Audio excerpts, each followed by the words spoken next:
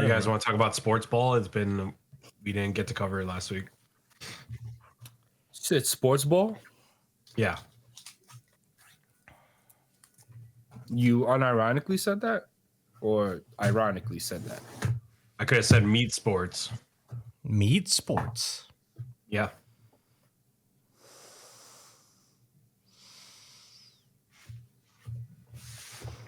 I'm going to go get my tea.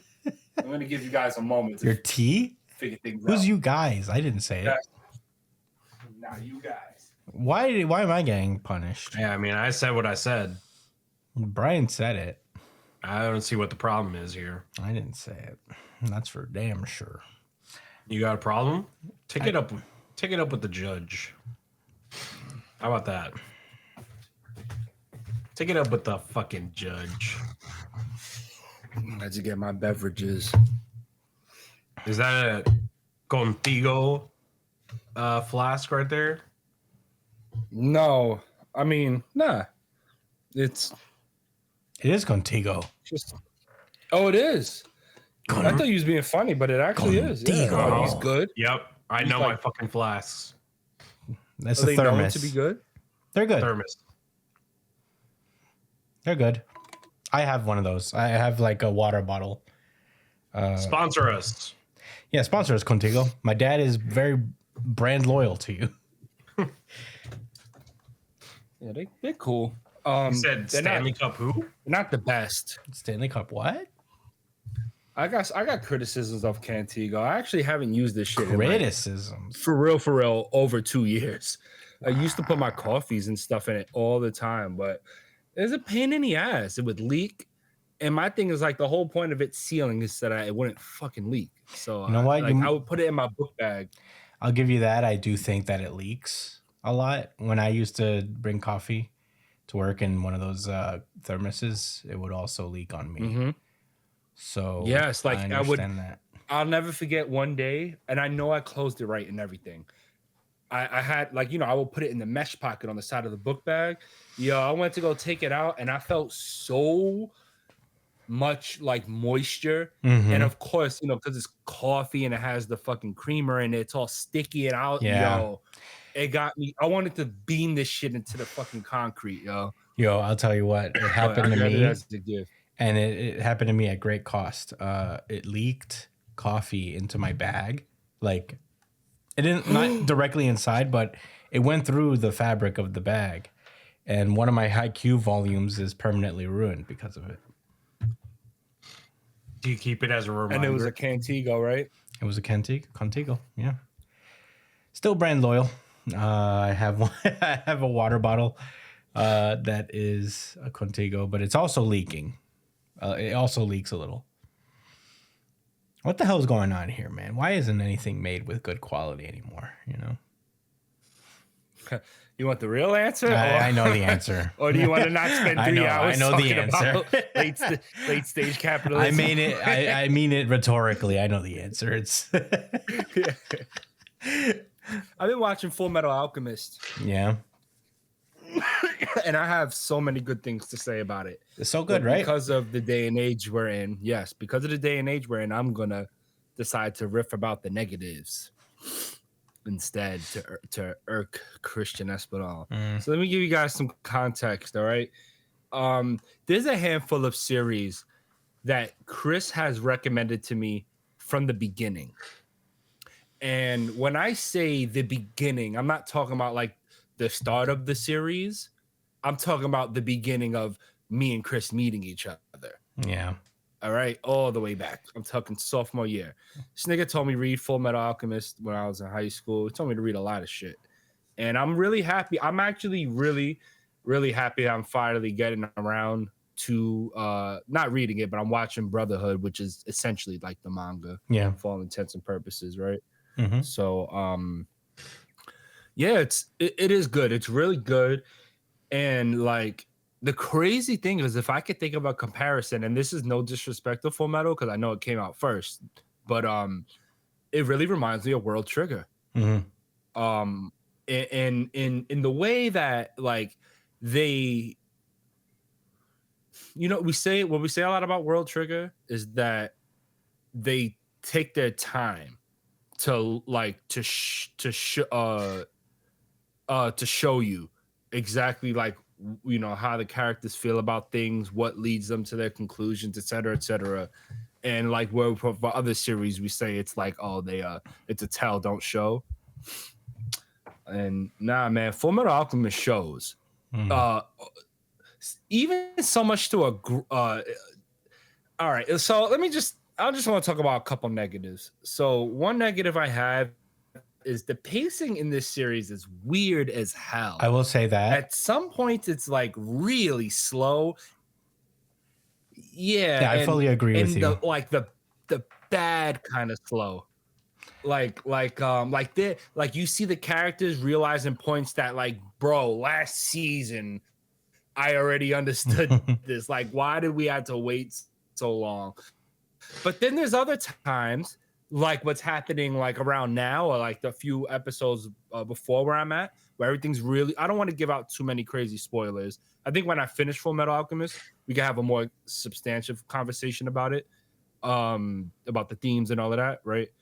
And we'll do spoilers. But anyway, yeah, like in the later seasons, it's like the author got better at it and understood the timing better.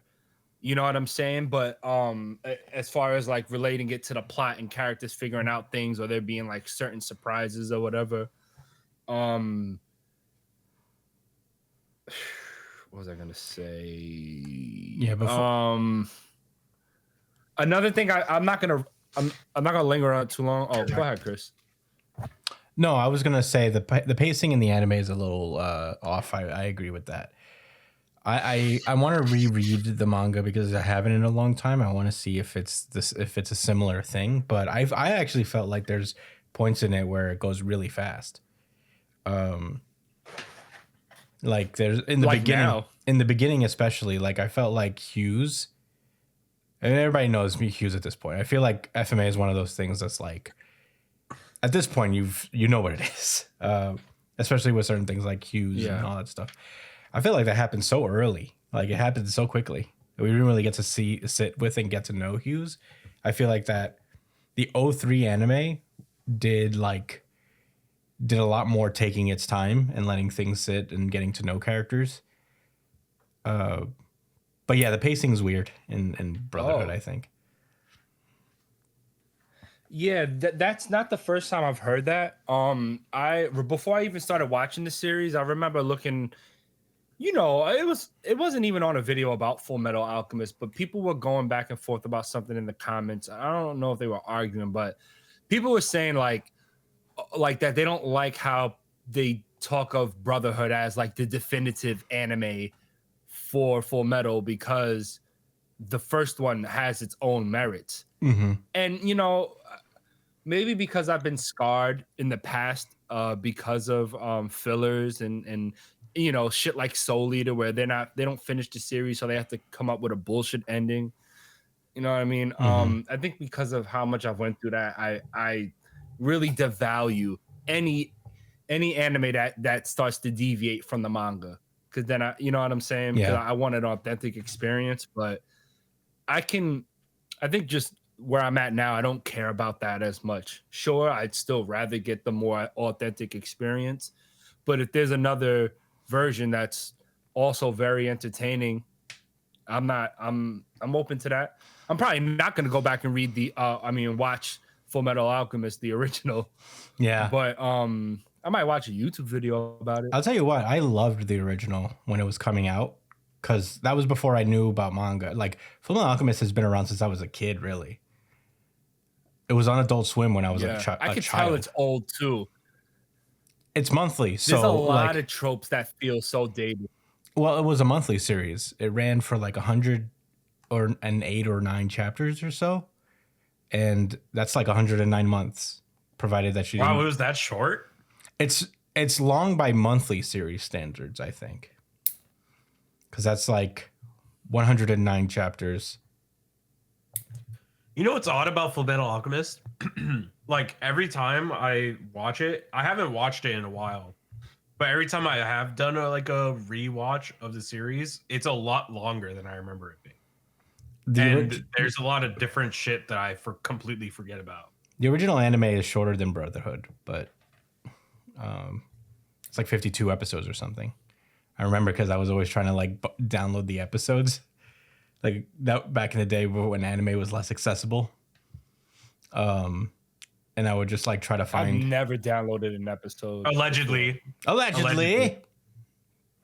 No, I mean like I've only ever just watched it on the streaming sites. Like when I could, I would always think if I tried to download something, it would give the computer a virus, and my dad would beat the shit out of me or something.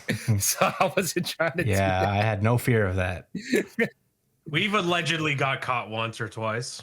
Once, literally, by allegedly. By who? Suisha? No, by Halo. Yeah, we allegedly we got caught. Allegedly we got caught. We illegally downloading. We allegedly illegally downloaded Halo one time when we were children. And they allegedly might have Put sent it on the computer. Yeah, they allegedly might have sent us a cease and desist letter. When we were literal toddlers. Are you serious? Mm-hmm. We were Are out you here on these streets. Allegedly, serious right now. I am allegedly serious. Yeah, allegedly, our dad, our father might have come up to us with a cease and desist. As children, we are children. Because we were out here. We're thugs in these streets, dude. Don't fuck with us. We got a rap sheet, I think. Yo. Allegedly. Oh, your dad was like, "What's this? What the fuck are they talking about?" He wasn't like super mad though. No, it wasn't mad. He was just like, "Can you not?"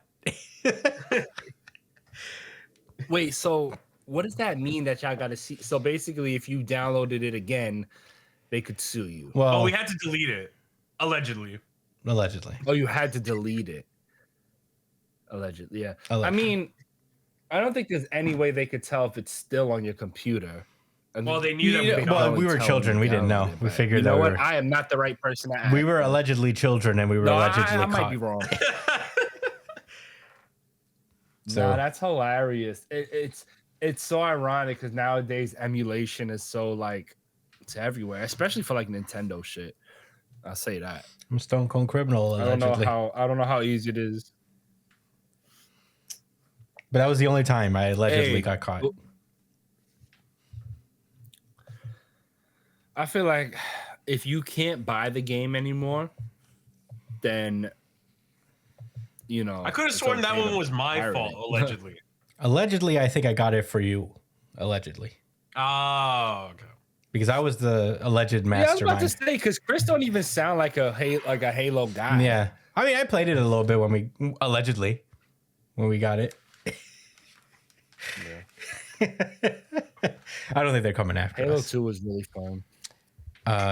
But yeah, it was Combat Evolved. That was a core memory. That cease and desist letter.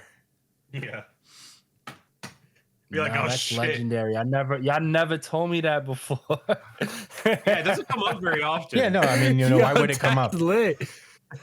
That's better than the LMFAO. No, it's not. But it's up there. No, the LMFAO story is way better. Yeah. No, that was peak. Yeah, it's barely a story though. It's still a crazy event that happened that I didn't know about. So yeah, we'll save it for a better occasion, maybe on our 100th pre-show chat show. Lore. The Espinal lore. The Espilore. Yeah, the Espilore. We don't have a lot of lore. Next time, and you could argue whatever. Tell the story about the first Chimi sandwich I ate.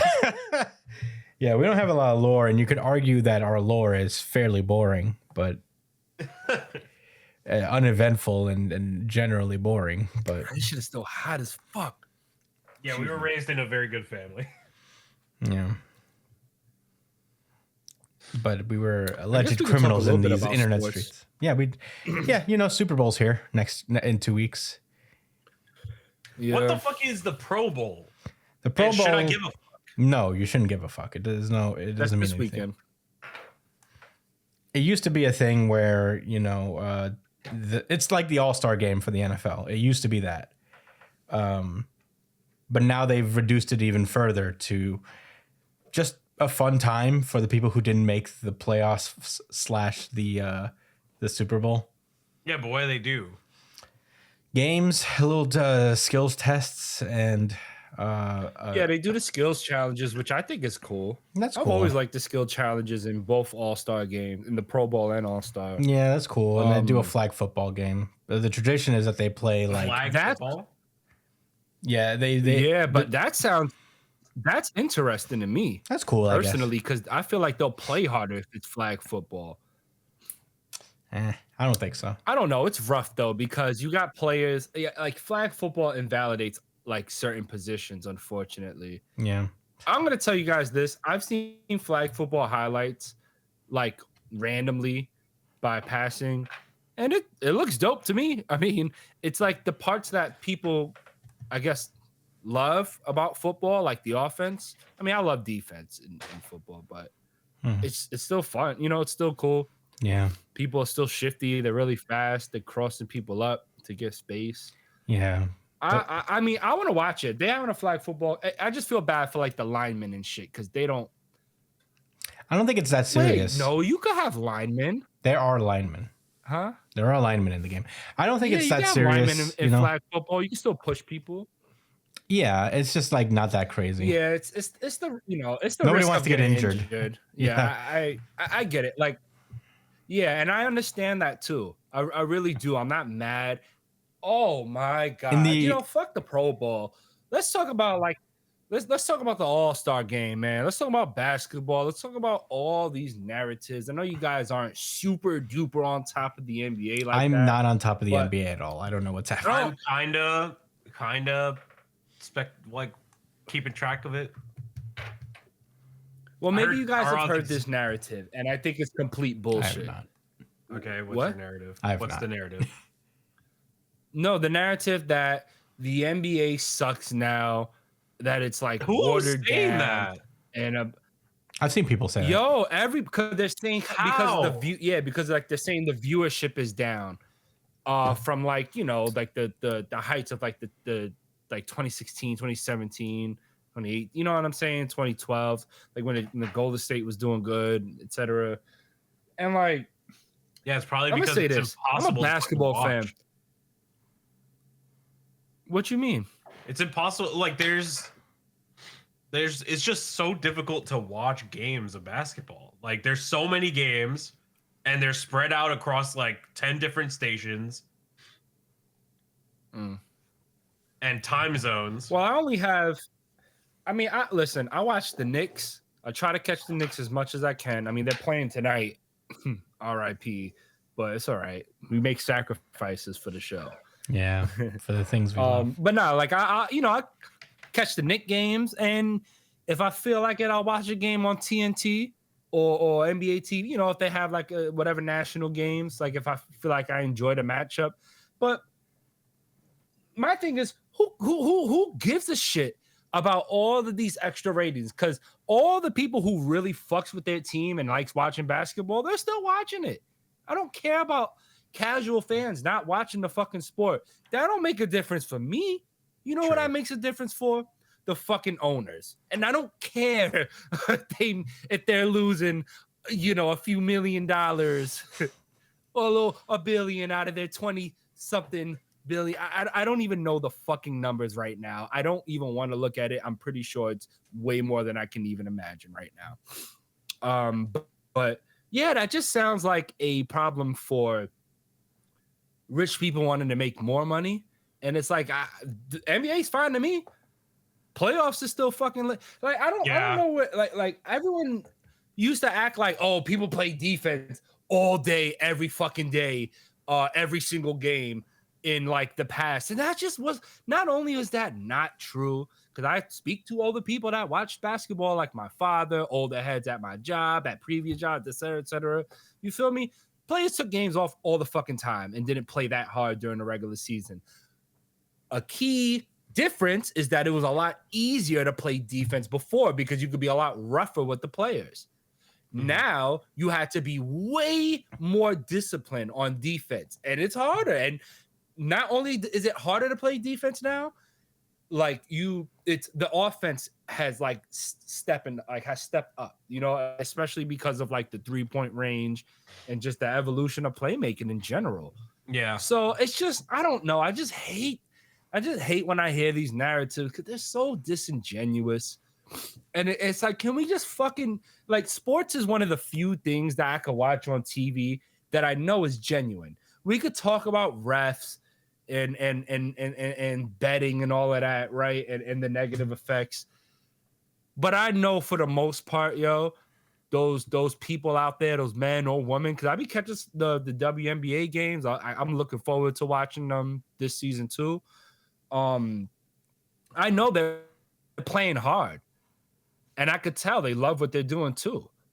Like it's not bullshit. Like these people are going hard. It's genuine. So I hate it. Just really rubs me the wrong way. Like how fucking dare y'all? Y'all already are making all this money. I'm not even talking about the players. I'm talking about everybody around it. You know what I'm saying? Already making so much money off of this industry, and you're gonna try to tear these players down because, oh man, the line went down a little bit. Come on, man. Give me a fucking break. Yeah, right, I don't know. It's over. I think just basketball as a whole, like I agree with you. I just don't like the model of how they do their games. And I know that's like something they'll never change about it. Is like the 83 games or whatever. It's fucking, it blows. Yeah. It actually fucking sucks. And the only reason yeah, they literally, and they cannot change it because the moment they decrease the games, it's gonna be a huge hit to them financially. So they're never gonna bring down that fucking game count. See, if them NBA players have some real fucking balls, what they do is have a real lockout and be like, yeah, so what we're gonna do is reduce the games by 20. That's another thing. Like maybe if they just had less regular fucking season games, they would hold more weight. You know what I'm saying? I don't know if players feel like, yeah, I could just miss this game. I don't think players want to decrease the amount of games either, though. Do they get paid for every game like in the NFL? They get paid by sponsors every night. And NBA players are NBA players are sponsored by brands, right? Like they for every game. Some of them, not all of them. But they don't even play every game. Yeah, but I'm not really sure. I feel like that's something that could be negotiated on a personal level, like player by player with their own you know, whatever they're advertising. Well, they gotta get paid by the organization. Yeah, they get paid by the org, and they also get paid by sponsors. Do the sponsors mandate how many games they have to play? I don't know, but I'm pretty sure they still get. I mean, I think he's just saying it's like if they reduced it, that's theoretically 20 less games they could be making money off of that extra check. Like maybe they get paid like a flat rate just to sign with them, and then they on top of that they get like paid every time they get to wear it and play the game. Because maybe it could be a situation where if they get injured, you know, they don't have to pay them since they're not playing in those games, but they still got their check for signing with them and having their face on shit for the commercials and all that. Yeah, I don't know. I think. Was you gonna say something? Well, the unions also have like advertisements on them too, like logos for brands. Yeah. So that's probably it. That's probably what they mean. Yeah, I mean, either way you slice it, if they reduce the amount of games, they're definitely going to be cutting into the amount of money the NBA's making. I mean, there's no way around it. Now, here's the thing, though, right? That does not automatically mean that the players and staff or whoever else has to like make less. In theory, everyone could still make the exact same money they making, and the only people that would take a hit to their profits would be the owners. If they striked that way, you know what I'm saying? I had a real fucking backbone. They could accomplish that, and then that could probably pave the way for a lot of other class consciousness being developed in this country. But I don't want to go down that road. But it's possible they could reduce the amount of games, still make the same amount of money, and say, "Well, what? Like, oh well, y'all just make less money." Did you hear that? It's okay. You guys still make billions of dollars doing nothing. So. Seems like y'all still winning. Did you hear that they're working on a European NBA league order or something like that? Didn't they have that already? That's interesting. No, there's like European leagues, but there's not like one commissioned by Adam Silver. The NFL used to have a European league. Was separate. Oh, they did. Yeah, I didn't know that. NFL Europe. I think it was like a long time ago in the 80s or 90s. Interesting. Yeah, I wonder what their cool. players were. Let me see what the teams were. NFL Europe. Yeah, that's really interesting. Let's learn something today, boys. In 1989. In 1989, it lasted. Damn, it was here for a long time. It was from 1991 to 2007. What? Yeah. Granted, I was not paying attention to, like, let alone, like, not even football. Like, I wasn't paying attention to sports at all. Like, you know, earlier in my life, especially not around 2007 . But I'm surprised. Crazy. I've never heard of that. I've never ever heard of NFL. There was not only just a European league. There was a world league of football. No wonder iShield 21 was like a thing. It was a worldwide thing at one point. That's interesting. So in Europe, there were the Barcelona Dragons, the Frankfurt Galaxy, the London Monarchs. In Canada had a team, the Montreal Machine. Were they part of the NFL? This was in the World Football League. New York and New Jersey had a team, the Jersey Knights, the New York / New Jersey Knights. This is before the NFL. Yeah, this is before the NFL Europe League. And then what? Oh, they had a World League that was separate from the NFL? Yeah, it was a World League where it was a bunch of American teams and Europe. But these American teams were separate from the mainline NFL teams, it seems. They had Birmingham had a team, Raleigh-Durham had a team, San Antonio had a team, and Sacramento had a team. And in the Europe League, it was the Amsterdam Admirals, the Barcelona Dragons, the Berlin Thunder, the Cologne Centurions, Frankfurt Galaxy, Hamburg Sea Devils, London Monarchs. That's sick. Hamburg Sea Devils? Yeah, the Hamburg Sea Devils. The Rain Fire. It was also it was mostly in Germany. There was a lot of German teams. And the Scottish Claymores.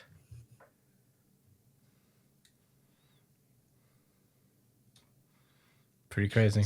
Some good names, though. Not going to lie. There are some pretty good names. Claymores? That's cool. Yeah, that is pretty sick. Champions. So it was the London Monarchs won the first one. Sacramento Surge won the second. Frankfurt Galaxy. So this was like basically like a G League for the NFL. That's what it sounds like to me. I have no idea. I don't think they were on the same like level. This must have been like a minor league version. Yeah, I'm sure. Because if they also had American teams in it, while there was also American teams in the NFL, that's what it looks like to me. Yeah, and they had it all culminated in the World Bowl, which is the Super Bowl of the NFL Europe. But on what Chris was saying, on what Brian was saying about a potential NBA in Europe, it makes sense. What I don't want to see is NBA teams playing against the European League in the regular season or something like that. No, that wouldn't. I think that would be whack. Yeah, because the travel time is just too intense, man. Or they would have to it would just be weird. You'd have to take these epically long road trips and play like multiple teams out there and pop out. Yeah. And that's not like flying over to the West Coast from New York or something. That's fucking far, man. You think they would do all right, so say like both leagues operate on their own separately. What if the champion of both leagues have to play against each other at the end of the year? That'd be cool. But let me ask you something. How would you feel if the champion of the NBA season went against the champion of the G League? Okay, I'm Europe not trying is to not be funny. Europe is not that bad at basketball. Like they're actually catching You up. say The rest that, of the world is but catching like, up. Some of the man, best players in Europe's the world always are had on, good ballers. What do you mean, dude? Like literally some of the best players in our own league is European. Yeah, Wemby, true, but there's Luka. not enough of them to create a whole league on their own. That's for sure. I don't know. I think the rest I mean, of the world even is in the catching up. Olympics, they had a super in the Olympics. They had the best chance at like overtaking America because we have all of our talent condensed into one team. So that's when we're at our most vulnerable, and they still can't beat us. And they want And to they're was a lot- throwing multiple European squads. You know what I'm saying? With the best of their statesmen. I remember in the I mean, I'm not saying they'll never catch up. It's just like that's. No, I just want to so, say look, like it's because the like, old guard is still there. it's not on equal footing. It's because the old guard is still there. We still got KD, LeBron, Steph. Once these guys are out, we're in trouble. That's all I'm saying.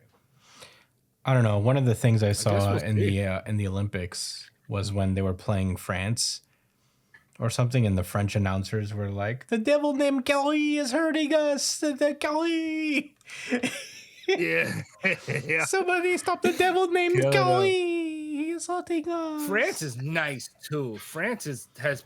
They were France begging for and- mercy and when like it came to the Argentina. US. Yeah, have you seen Wemby?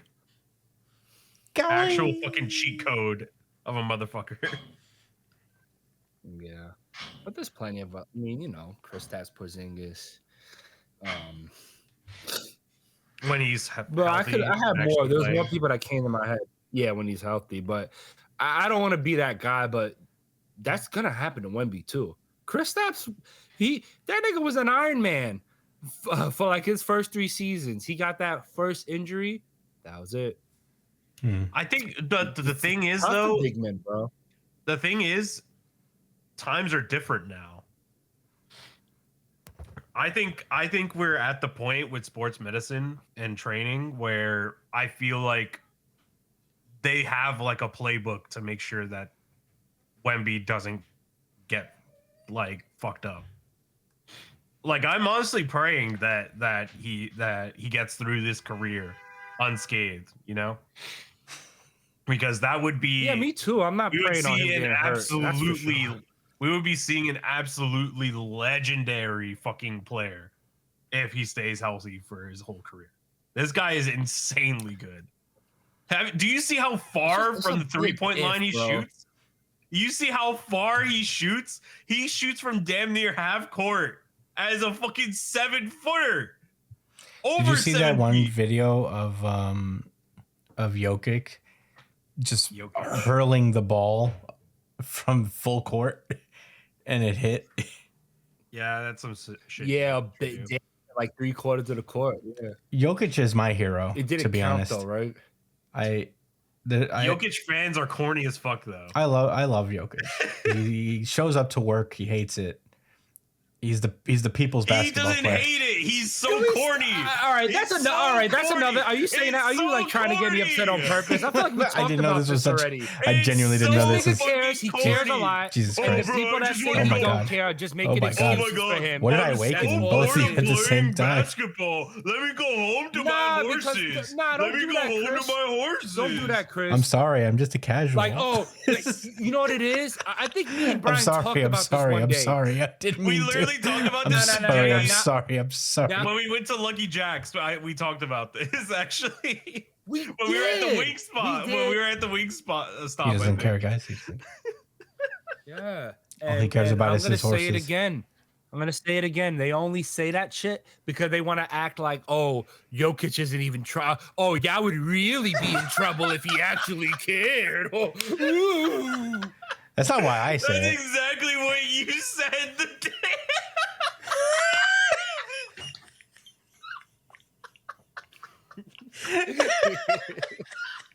I crashed out. Both of you crashed out. Did I break the backboard? Did we get questions? Oh, well, I gotta. I mean, you guys crashed out on me, and you guys just want to move on to questions. I didn't even get a rebuttal. I'm not one of these tryhards. I'm not like an You have anime. no rebuttal other than I was wrong. I'm sorry, guys. No. My bad for that take. No. Then hold it. Then take. Then No. Can I say? Can I Hold it. talk? You know what? I'll stop this show right now. I'll do something else. I don't give a shit. You guys, all right. you guys can't do this show without me. you I got swear to to say, God, bro? I'll cut it off. What you got to say about your Lord and Savior? Who don't try I that didn't hard? even go there. So we're lucky.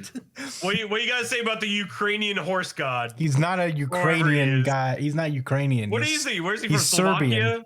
Serbian. There Slovak. you go. He's from Serbia. All right, you chill. The Serbian horse I'm god. not. himself. I'm not saying that like, oh, you'd be in Yeah, I think, trouble if you actually tried. I'm not even saying that. I just think it's funny that there's a guy out there, even if it's just a character he's playing, that there's a guy out there that just clocks into the NBA. I think that's just a funny idea, and I like that. Yeah, it was Yes. funny at first. It's It was hilarious. funny. I'm not here to First- judge what's funny and what's not funny. It was funny for like the first couple of weeks, and then like when he won the championship, and he's just like, "Oh, I have to go to champion That's parade. hilarious. I just want to go home. That's very to funny to my me. horses." I understand that. Don't we all just want to go home to You know our what's horses? funny? A lot of players said that when the Bucks won too. Like, but no one, like no stories and narratives were created about any of these players, bro. So when the Bucks beat Phoenix, mad at the players on the Bucks was like, we going home. We go like they went to the club for a little bit. It was like it's boring out here. We're just gonna go home. Yeah.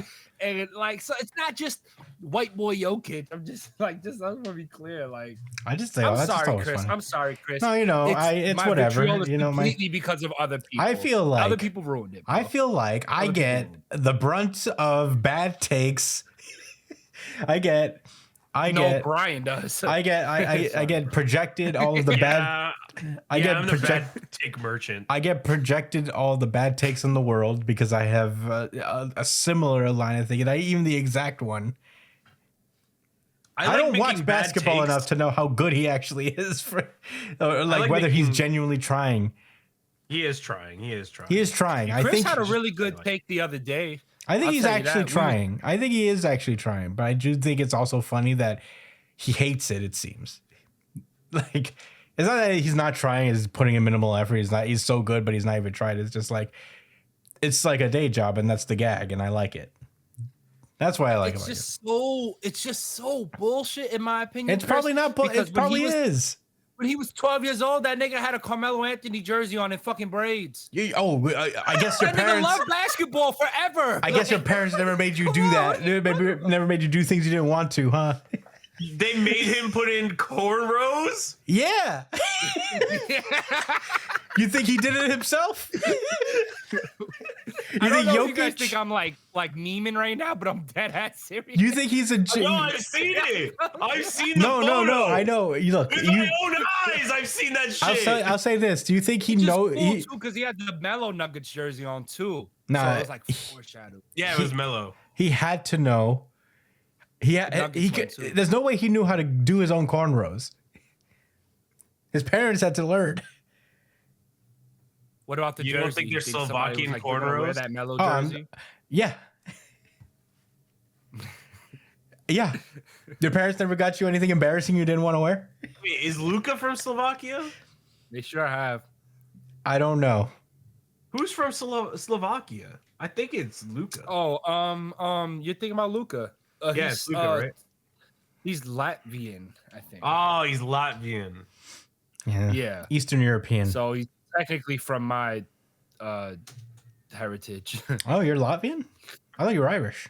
Yeah. So technically, from my all right. So my mom is Irish and I think also Scottish and Welsh, but we don't really jack that shit. We don't know for sure.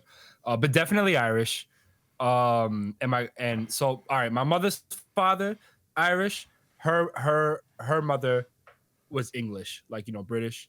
And then my father, his mom is Latvian, Lithuanian, like my grandmother from his side, Nana. I met Nana. I know Chris Yes, met Nana before. I've met your Nana. Yeah. So she's Latvian, Lithuanian.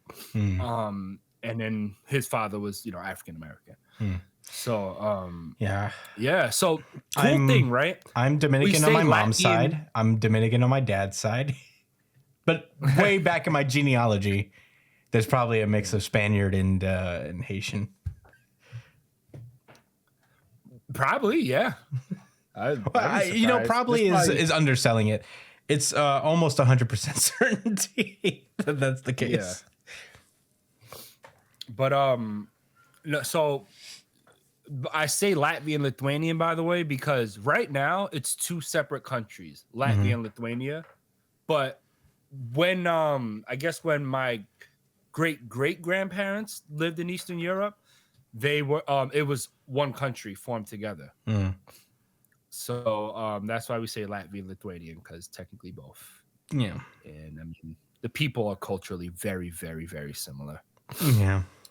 The borders happen more for political reasons than any real cultural or geopolitical situation. Anyway, yeah.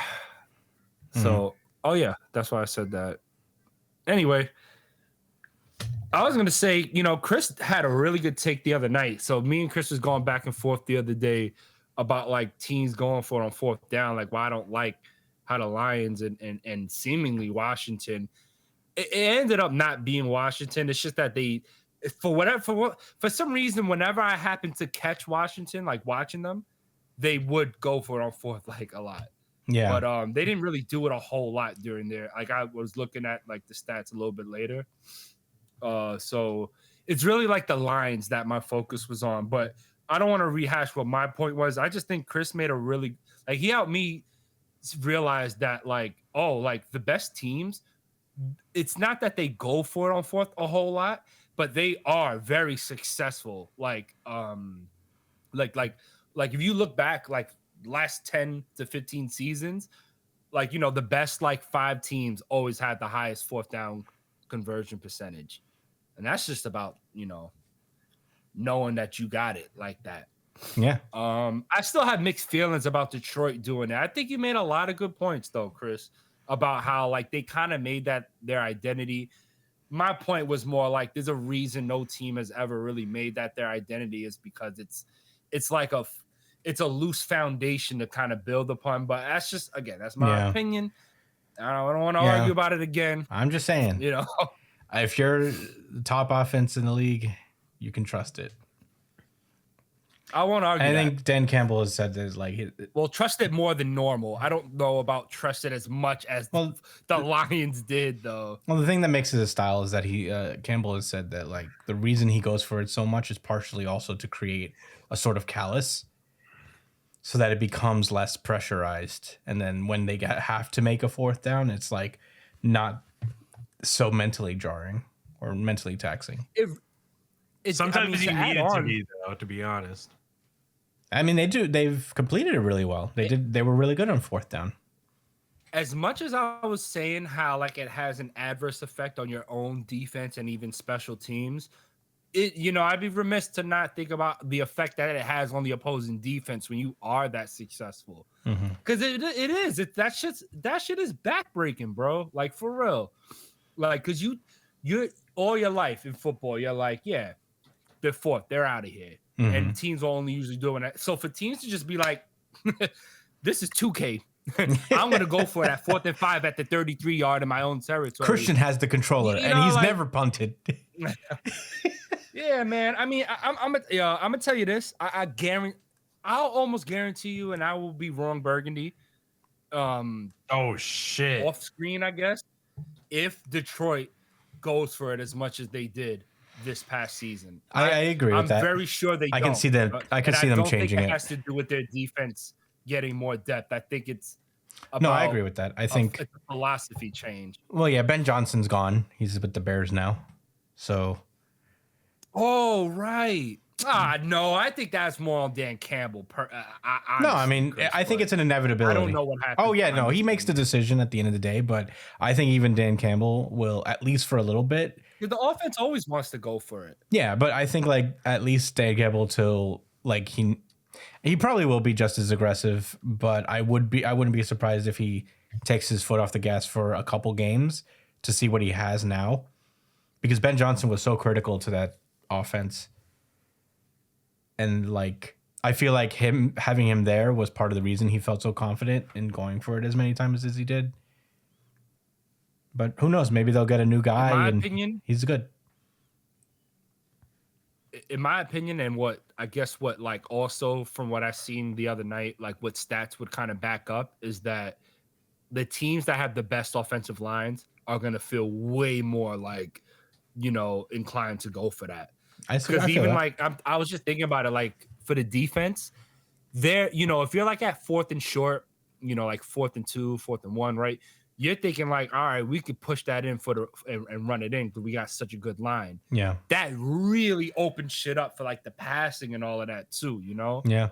When the defense is so concerned that you're gonna, hammer that shit in on the 4th down.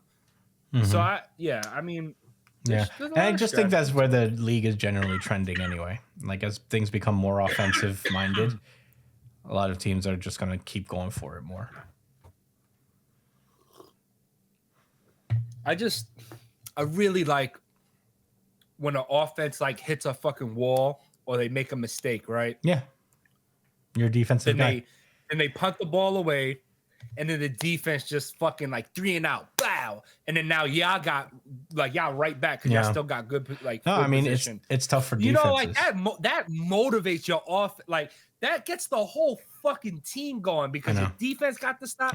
Special teams pinned them like pretty down. You know what I mean? It builds more momentum. Yeah. And I'm gonna be totally honest with you, Chris. A lot of this isn't my original thoughts. This is from me listening to like the Cowboys podcasts. It's from people that like championship game winners and shit. Mm-hmm. Not saying that automatically means that what I'm saying. I know what you mean. Like that. I know what you mean exactly. It's just that they help me understand that point. Yeah. And I never even thought about, I know there's like there's a mental effect of like a positive mental effect when that happens. But I just think like the trends are moving towards, because the offense is just getting more and more like breaks in a sense. It's harder and harder to play defense every year, it feels. And I think that's just like the prerogative of the league and making it harder and harder. So more offenses will be more incentivized to go for it on 4th. Yeah. But I don't know.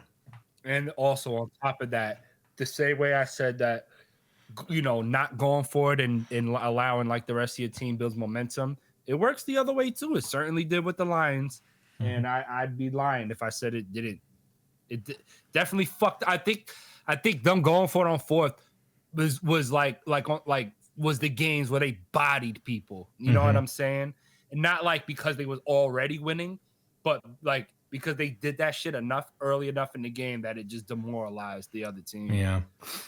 I'm gonna be right. I can still hear you. But they're at home right now, so it doesn't matter. it's Chiefs Eagles at the Super Bowl again. Back to back. They not back to back, but they meet again for the second time. Last year was back to back. Not back to back. I see people saying like Saquon save us, but like man, I'm not that upset about the Chiefs winning. Like, let them get a 3-peat and then maybe they could fall off the face of the fucking earth. No, they won't, because then they're gonna maybe the pressure. They're just gonna be like, I gotta get a 4-peat.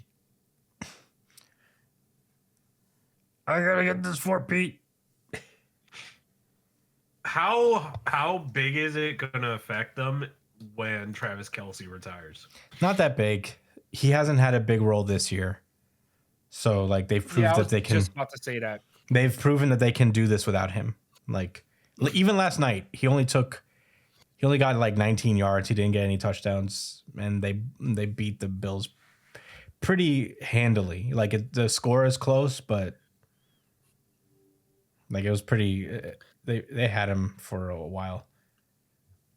This Chiefs team, like this year's Chiefs team, is moving like the Giants in their Super Bowl years. Like 20. Wow. Nah, this Chiefs team is just like low key like dominant.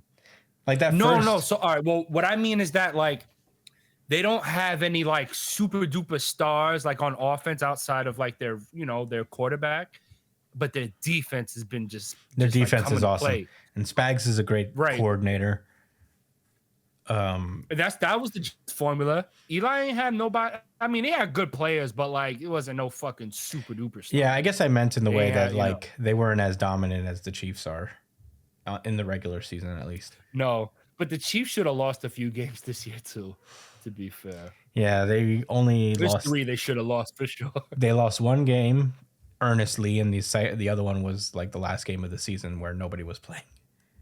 So Yeah, but yeah, but Chiefs the again. missed field goal, They're blocked fucking field goal. yeah, they're probably gonna win again. They're probably gonna win the Super Bowl. Travis is gonna go on stage, hoist the Lombardi, and then say something, quote some '80s hip hop song that makes him thinks he's cool because he knows '80s hip hop. Is he a cringe lord? He's a cringe. He's a cringe. I don't guy? think usually. I think usually he's pretty cool, but sometimes when he gets like on that stage and he quotes Beastie Boy lyrics, I'm like, no. What was the original sin?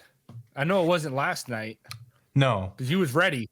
no, I knew it because I knew What was it. the first. I knew it the second I thought I saw them. They were gonna give away the I forget what it's called, like the AFC East trophy, the Lamar Hunt or something Hunt trophy.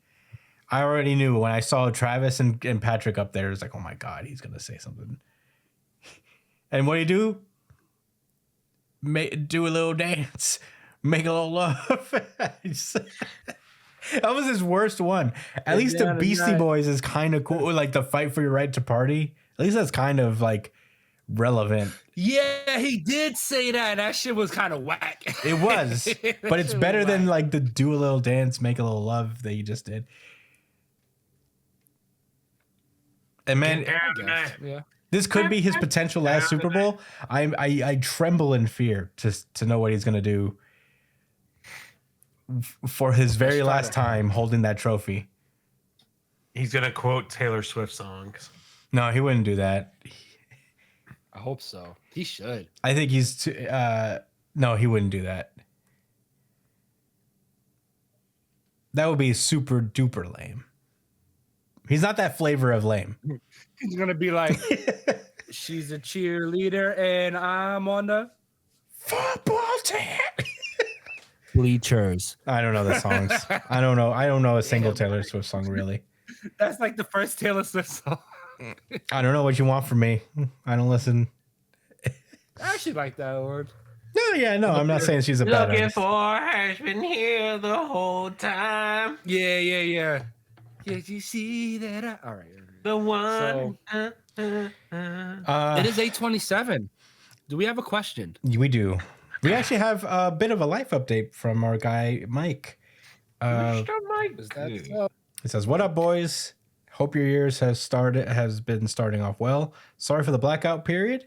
This year has started off with a bang for me. My wife and I went and had our religious wedding ceremony on the 11th in Congrats, bro. Guadalajara, Mexico, after a year and a half of being courthouse married. We flew down the 4th to do final prep and meet up with her family. Then on the 12th, we went to spend a day in Cancun and relax. Back to work until February 7th, and then they go on their honeymoon. They're going to hit up Thailand, Vietnam, and the Maldives. Nice. Good for you, Mike. They're going everywhere. Damn. Look at this guy. Holy shit. What does Mike do for a living again? I don't know, but good for him. I'm really happy for you, Mike. Give me a job, all right? For the folks who don't listen, Mike B has been easily our most loyal listener. He always sends in questions, and man, couldn't be happier for the guy. He's the GOAT. Nah, He is for real, the GOAT. genuinely happy. So proud of you, bro. Like, and we, we say it all the time. We genuinely look forward to your engagement and shit. Yeah, man. And when there's a whole lot more engagement, we're never gonna forget who was the primary. Oh, Who is the this GOAT? guy. He gets key to the city every month in New Jump City. Yes, he is the first prime. Yeah, he is the first citizen, the only citizen.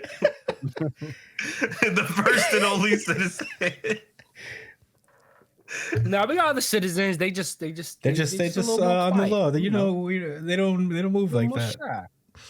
Okay, but he does have some questions. First question: what was one thing you accomplished that took you a long time and a lot of delays, but the feeling of satisfaction you got from accomplishing it was worth the wait? Wait, what was the question? What was the one Sorry, thing I you zoned out. accomplished that took you a long time and a lot of delays, but the feeling of satisfaction you got from accomplishing it was worth the wait? Hitting top 500 in Overwatch for the first time. That's tough. I say this as someone who's bad at Overwatch. It was the most. So, to kind of give context, so when Overwatch was my first PC game, right? I have been a console player my entire life. And I switched over to Overwatch on PC. I was a Reinhardt one trick, which was kind of bad at the time because dive was meta. So I had to literally learn so much about the game and also have to learn the mechanics. And I was practicing on teams. I was grinding literally like 20 matches a day. I was doing VOD reviews with coaches. I was playing with other teams, and the meta just kept switching. Yeah, no, I was putting in that fucking work. And there were a lot of losses. There were a lot of fucking heavy losses. Like there were days where I went on like 20 game losing streaks and demoted twice in a day. And I just wouldn't stop. So that was one of the moments where I was just like, damn, I really fucking made it. Moments. Yeah. I wish I had like footage of my game getting there. No, that's a big deal, man. I mean, I could think of a couple moments in video games where I've reached like certain heights or got good at doing something particular after a lot of practice. But for me, I got a memory of like when I was in 8th grade. I went to Ditmas in Brooklyn. It was, there's a middle school, just 6, 7, 8. And they had this thing called the Future City competition, right? That I took part in. Where it starts with you create a city on this game called SimCity on the computer. You guys have heard of that, right? Yeah, y'all know of Sims, right? Yes. Yeah. Obviously. So they have a version of Sims called SimCity where you essentially become like a city planner. You literally create your own city. You can create the type of housing, like the type of power plant, a lot of cool shit. You know what I'm saying? There's a lot of like intricacies that go into it. And I was on the team with 2 other people. And we struggled a lot with the video game part of it, and we thought we had to hit certain marks in order to actually, be allowed into the competition. But we just we all did it. Like, it's not like we went like home and would look up SimCity like on the computer or play the game at our house or something like that. Like we had to figure out shit on the fly. And the crazy thing is there was 2 other teams, right? And there was this one other team it was all 3 of them. There was girls, and they was kind of like our rivals. And it seemed like they was always doing so much fucking better than us. Eventually, we figured out how to run the city, right? And then it got down to the point where it was like after the game, then you have to actually build a model of like your future city or whatever. Like an actual physical model. Like I remember getting like we got this big board, had to like cut out like cartons to make buildings and shit, made a little train. And you had to have like a couple of electrical components to it too, like moving parts. Mm-hmm. One of the moving parts in the city was like we had this wind turbine that generated a ton of electricity for the city. And it was like a spinning fan, so it was really cool. As well as like a magnet rail like train that we had. So we finally get to the competition, and it's at Brooklyn Tech. No, not Brooklyn Tech, it's Polytech. It's downtown Brooklyn, like literally right by the Manhattan Bridge, right? And when I tell you, kids were there in fucking suits. I'm there in like, I got a polo on, some jeans. I mean, listen, I still look nice. My parents always made sure I look good, but we didn't know how fucking serious this shit was. You know what I mean? Teachers, they make it seem like, yo, we looking at people, they had big ass fucking cities, you know what I'm saying? To get to the end, when they're handing out the awards, we were the only my team was the only public school team to win one of the major awards, and we won the most environmentally friendly. Hey, yo, yeah. Yeah, which is fucking insane, because that is the main goal of the future city, right? Like, it's like, what are we talking about if we're not trying to find ways to make us like way way more energy efficient or to pollute less, etc. And yo, like, that filled me and my friends with so much fuck. And I want to be clear, we wasn't like happy that, oh, we got something and the girls did it, but we thought that if anyone was gonna win something, it would be the girls because of how on point they were. But yo, our ideas just really stood out. And everything ran on green energy in our fucking city. Everything. Every house had a fucking solar panel. Like I said, the train was ran on fucking magnets. The power plant we had was a huge fucking wind turbine. You know what I'm saying? Yeah. And not only did it, like, it also sucked in like polluted air from like around like from different regions and shit. And so not only did it purify the air in the city, it was purifying the air in the whole region in general, with plans to, you know, spread that out. So like we had a whole strategy and everything, man. It was, I kind of wish I had more things to say as an adult that I could be proud of. And that I ain't gonna lie, man, that Mike, that made me think, bro. That was a reality check. But I was really excited for that. We worked hard, and it felt good being recognized and winning that award, one of the awards. There was a bunch of different awards, but ours was most environmentally friendly, which was like the main theme. So yeah, it was nice. It was nice, man. Yeah, the only thing I can think of really is the Schweekly, my other podcast. The Schweekly. Yeah, that was awesome. Yeah, we're working on season 2 right now. We've been doing it for a lot longer than we've been working on season 1. But the first season took us exactly a year, basically. And it was a year of like writing and just producing the show and editing it. And it was just really tiring, you know. I would edit into the night and just like try to figure it out. You know, we had issues. We don't have like a lot of people working with us, doing voices and whatnot, so we had to figure it out ourselves. And yeah, it was a lot of work, and it came out, and it's a show I'm proud of. Hopefully we get the second season out soon, because I think it's also very good. Yes, I'm looking forward to that, but I'm not rushing. But this is also, I mean, I'm currently in the midst of it, because the season's a little harder, even because it's a little more ambitious, and we're doing a few more things narratively. That should make it more fun. But yeah, the Schweekly stands out for me. It was a lot of work, and all for 10 episodes. It was a lot easier if this was like something I could do for a job, but it's tough out here for content creators. So true. But yeah, that's the thing. It was like a year's worth of work, and it was hard work, and it was very frustrating at times, but at the end of it all, it came out good, and it's a good show, I think. So that's what I got. Remember the email about the last episode?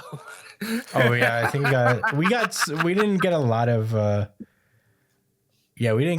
responses, but on Reddit we got a couple comments. Yeah, we got a lot. Like the last episode's kind of weird. It's very to put it mildly. It was ambitious. Yeah, it was. It was one of the first ideas we had for the show. And you said it was one of the earliest? Yeah, it's one of the earliest ideas we had for the show. It's just the underlying conflict that was happening underneath. I don't want to spoil it too much. The underlying conflict.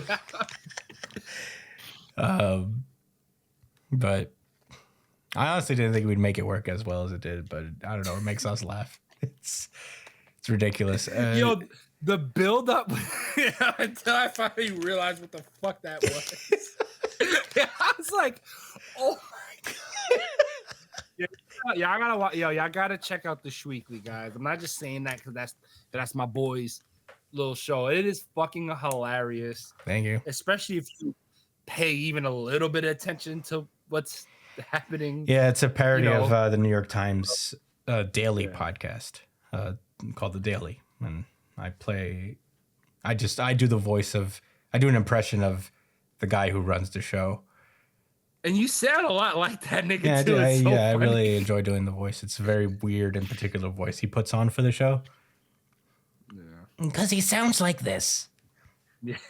Is it like homework for you to continuously like listen to that podcast, or do you listen to it? No, I don't listen to it too much, but we get the general conceit of the show. So we know. There was a period where I was listening to it every day. Something of the general conceit. I don't know. So funny. Yeah, we get the rhythm really well. I know exactly what you mean. Like they swag. Like you get it. Yeah, there was there was a period where I was listening to it every single day, and it was like during the pandemic, I guess, because it was a podcast and it was not like I had oodles of time to consume content, and it's a half-hour show.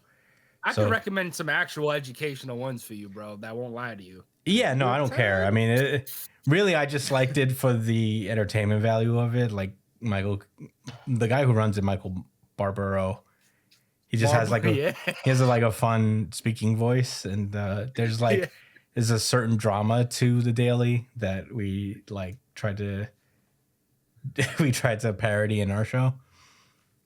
Yo, my favorite parts of when you're doing this voice is the when you respond. Yeah. Does he do that? He responds he does do that. with He goes, that's like an old person thing to do, like the older people get, like well, it's the thing he does to let people know that he's listening, it's kind of like a but he does it so much. He does it so much, it's kind of like a meme of his pod where he just goes I can't wait. I really can't wait. Yeah. Oh, well, anyway, we did this for an hour. There's more questions to this email, but next week we'll get to it, Mike. We went over talking about we kind of foosball, and all that stuff. But we'll continue next time. We'll see you guys at New Jump City. Bye.